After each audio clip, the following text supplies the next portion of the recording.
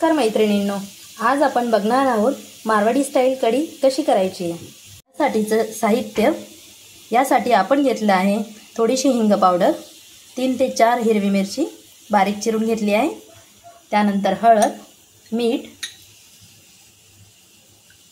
थोडंसं बेसन पीठ, त्यानंतर मोहरी, त्यानंतर जिरं, त्यानंतर कढीपत्ता जो आपण स्वच्छ धुवून घेतला आहे, यानंतर लसूणच्या 7 ते 8 पाकळ्या, साधारण अर्धा लिटर आपण ताक घेतला आहे। पण ह्या पद्धतीने 2 ते 3 टेबलस्पून तेल घेतलं आहे, त्यामध्ये आपण टाकलेली आहे मोहरी, जिरं, हिरवी मिरची, कढीपत्ता, लसूण जो की आपण बारीक खलबत्त्याच्या सहाय्याने ठेचून घेतलेला आहे, त्यानंतर हिंग पावडर,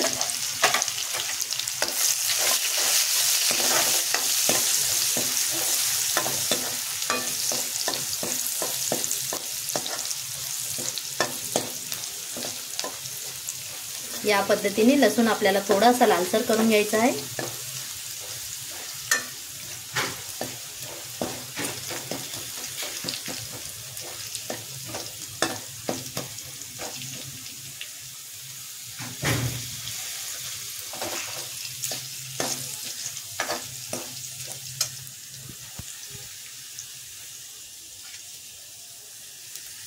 यानंतर आपण टाकणार आहोत ताक